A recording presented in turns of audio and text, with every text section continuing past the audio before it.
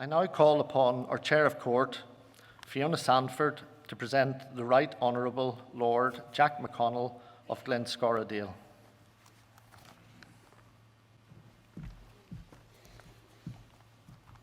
Thank you, Principal. And I'd also like to extend a very warm welcome to everyone here in the hall and also to those who are watching us on the live video stream. It's wonderful that we can all be together as part of this historic occasion. So this is a very special afternoon, not least because of you, our graduating students, whose successes we look forward to celebrating and honouring in just a few moments. But what makes today even more special is that it marks the installation of our new Chancellor, Lord McConnell of Glasgow, for whom, for reasons of brevity, if you don't mind, I may sometimes just refer to as Jack. In this hall last year, we enjoyed another fantastic occasion of the 10-year period in office of the last incumbent, our previous Chancellor, Jim Naughtie. And we're delighted that he's back with his wife Ellie today. Jim served the university tirelessly and continues to be a wise and generous friend and advisor to the community. But today marks the beginning of a new era, an exciting era as Jack steps into Jim's shoes. And it seems apt that one of Jim's first duties when he was Chancellor back in 2008 was to confer awards, including an honorary degree on Lord McConnell. So we've come a full circle today as we welcome Jack, our sixth Chancellor, to this central role in the life of our university.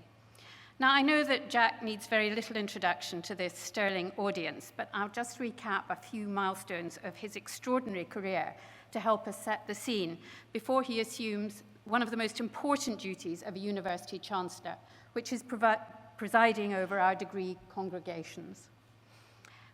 Jack's appointment marks what is perhaps a poignant return to the university for this Stirling graduate. It will come as no surprise to any of you that Jack's been actively engaged in politics for a very long time. Even when he was an undergraduate student here, he served as president of the Students' Union from 1980 to 1982, as well as vice president of the National Union of Students Scotland from 1982 to 1983.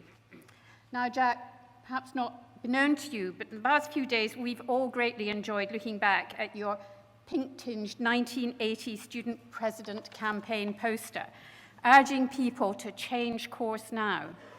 And this poster featured a photograph of you in a rather fetching white NUS t-shirt and a very splendid hairstyle. And there have been threats to put them up here on this rather big screen, but we thought we'd save that for the garden party afterwards. We shan't embarrass you with that. So Jack graduated in mathematics with education and went on to teach maths at local high schools between 1983 and 1992.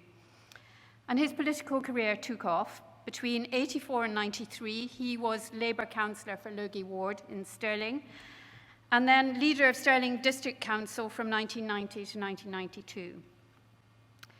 Then, as is very well known, this culminated in him serving as First Minister of Scotland between 2001 and 2007, before being appointed to the House of Lords as Lord McConnell of Glasgow in 2010. Jack was the Prime Minister's Special Representative for Peace Building from 2008 to 2010. And throughout his busy career, he's always been the most excellent ambassador for Stirling. And he, as I mentioned before, he received the degree of Doctor of the University in October 2008 in recognition of his contribution to public affairs. He still makes a very important contribution to public life in a whole variety of ways, holding several important positions, including Vice President for UNICEF, which he was appointed to in 2015. He's the founder and chair of Board of Trustees of the McConnell International Foundation and is involved as an ambassador, patron, and board member for several international and UK-based NGOs. In 2013, Jack's political papers, ranging from early election leaflets to diaries from his period as First Minister, were received by the Scottish Political Archive, which, as many of you know, is based here at the university. I could go on, but Jack's achievements are too many to cite here. Suffice to say, we are delighted that he accepted the role of our new Chancellor, and I know he will continue to inspire others within and beyond the community to make a positive difference in the world. And so, Principal, under Article 4 of the Charter of the University of Stirling, granted by Her Majesty the Queen on the 27th day of December, 1967, it is provided that there shall be a Chancellor of the University who shall be head of the University. The successors to the first Chancellor are appointed by a University Court. As Chair of the University Court of the University of Stirling, I have the honour to present the Right Honourable Lord McConnell, Honorary Doctor of this University, as one fit for the distinguished office of Chancellor. So I invite you, Principal, to install the Right Honourable Lord McConnell as Chancellor of the University.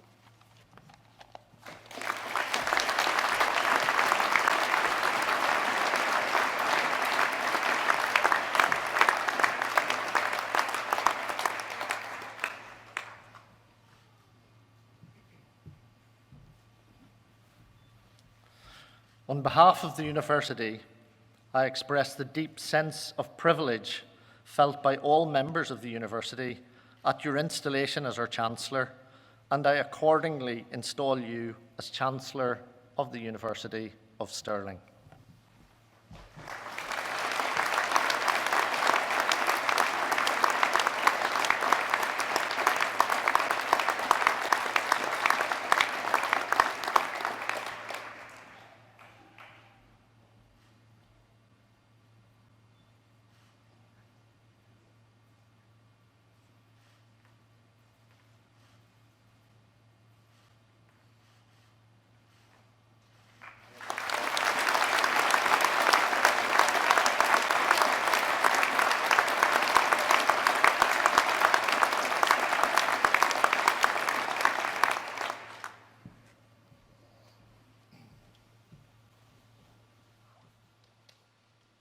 You'll forgive me if I pour a glass of water.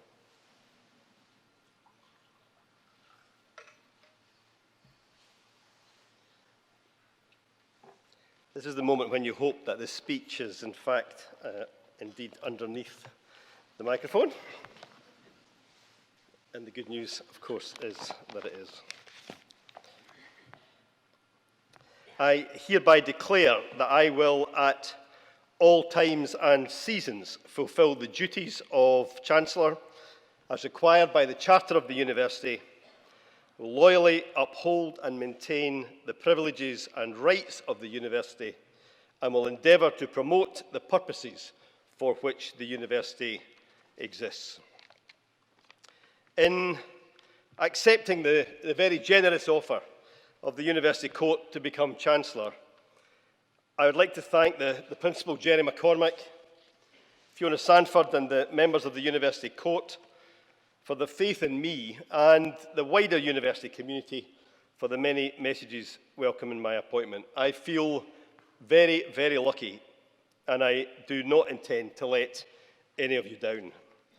When I arrived here in September 1977, I would never have imagined this day.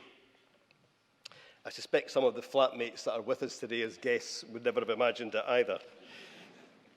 Fresh-faced, a little bit opinionated, ready for the first disco, I joined my fellow freshers in the old Logie Lecture Theatre to listen to the speeches. We'd already learned that Stirling was different. There was no Freshers' Week, just something called the all-nighter that seemed to go on for much longer than just one night. No Students' Union bar, just an old house outside the wall called the Allen Grange Staff Student Club. And then there was this campus, nestled in the shadow of Damayet and the Wallace Monument, with Airthrey Loch in the centre, reflecting all of our hopes and dreams. And of course, there was a new approach to assessment, course structure and learning. It was new and it was controversial. Indeed, halfway through the speech from the President of the Students' Association, the father of the girl next to me turned to her mother and said, "I told you we should have stopped her coming here." But it was that innovation that had attracted me and so many others. Stirling was small, just under 3,000 students then. but it was exciting, it was flexible, and it was modern. There were more mature students and more overseas students. It really felt like a community. 10 years before that, Lord Robbins, author of the groundbreaking Robbins Report that had transformed access to higher education in the United Kingdom, had become Stirling's first Chancellor. In his acceptance speech, he extolled the virtues of the breadth of the traditional Scottish university degree, and he spoke with a passion about the way in which this university, the first Scottish university to be newly created as such in 400 years, was going to trailblaze new ideas that would make university education fit for a new era.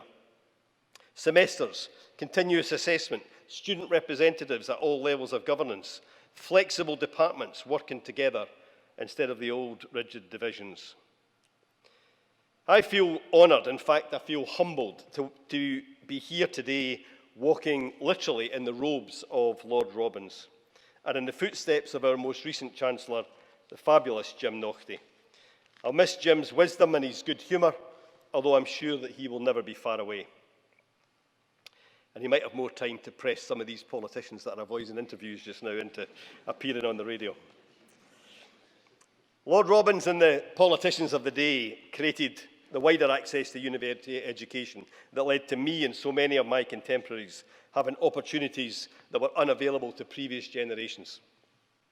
Growing up among the sheep in the hills of the Isle of Arran, I knew from a young age that education would be my route to another life. I may not have been the most academically diligent of students. There were far too many political campaigns to be run for that. But I did love the seminar debates, the expansion and the testing of my knowledge and the creativity of university life. When the future of this still fresh institution was threatened in 1981, we united to fight for its future. Students and staff and the local community stood side by side, weathered the storm of over 20% cuts in the university budget with tough decisions, and made the case for our unique system in Stirling. And then Stirling University grew again. I valued it all then, and I valued it when I was a local councillor for the campus, and we improved university links to the local community. I have to say, with the help of today's honorary graduate, Hamish Hamilton, and many others. And I value it now. And as your Chancellor, I pledge to honour this office and the University of Stirling. I'll make one exception, though, to my vow of neutrality in this role, because I also pledge to defend higher education, to speak up for opportunities to learn, for freedom of thought and speech, and for new ideas to be tested, because these are the foundations on which we have grown. Our universities should be the jewel in Scotland's crown, and Stirling will continue to be up there with the best of them. Back at the beginning, Lord Robbins concluded his address with these words. Finally, I hope that amid all the local contacts and loyalties, you will also maintain and seek to nurture the universal outlook. That you will teach your students that while they may be justly proud of their own local and national affiliations, the world knows no frontiers, and that the criteria for goodness and beauty and truth, with which as members of a university they are concerned, are not national but supranational. It is an outlook which is especially congenial to the tradition of the great Scottish social philosophers, and it's an outlook which, if the world is to live, we must all take a share in maintaining. It is my earnest hope that in this never-ending struggle, this new university in 1967, in this ancient seat of government and culture, may play an outstanding part.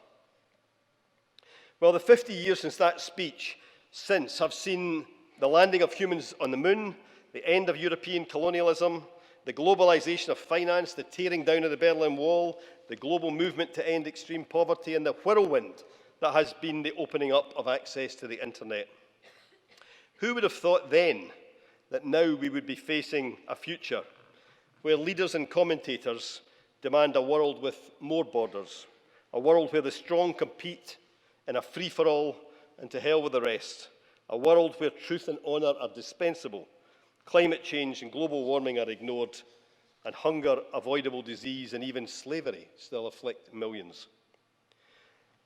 Stirling University stands in stark contrast to that world. A campus well integrated into its local community, but linked on a daily basis with the rest of the world through its students and its staff. A place of learning and the search for truth and excellence. A place that looks for solutions, not scapegoats. You should glow with pride at graduating today from such a place. You've earned your degrees and you're ready to plough your own furrow far and wide. Congratulations from me. It's a special day for me, but it's a much more special day for you. Please enjoy it. And as you move forward, keep your mind open. Travel across the planet. Be inspired by the memories of this most beautiful of campuses to protect that planet too. The journey ahead will have many twists and turns, but take our values with you on that journey. Integrity, compassion, honesty, and equal worth. 2 weeks ago, I paid a return visit to Erbil, the capital of the Kurdistan region in Iraq, following a visit in 2016. Back then, I met with child refugees who were cheerful despite years of discomfort in their family tent hundreds of miles from home in Syria. But they were in tears when they spoke about missing out on school and learning. On my journey earlier this month, I made it to Mosul, where schools have been closed for years as so-called Islamic State took control and shut down learning. The city's in rubble. It's a heartbreaking sight. But my heart was lifted by the schools that were open again, where children are taking extra classes in the holidays to catch up on the grades that they had lost. And in Dohuk, further north, I met Yazidi families who had run from Sinjar when ISIS started killing their men, kidnapping the boys, and selling the women and girls as slaves. I met 13-year-old Christina. She could have been one of those sold 5 years before if her family hadn't made it to safety. And after 5 years in the camp, where 15,000 people share one little classroom, she's trying to keep up her studies, and she'd learned enough English to talk to me. And she told me with sparkling eyes of her ambition to be a doctor. Education, learning, the sparkle in the eye and the hope for the future. When I was a student here, we had a slogan: education is a right, not a privilege. Well, with the benefit of age and talking to Christina and her pals last month, I now think that it's both.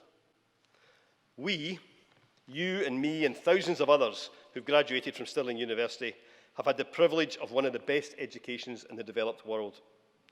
But Christina and the millions of girls like her who want and need an education have a basic human right to that too. I've never forgotten that, and I hope that you won't either. Thank you very much for this honour. Thank you.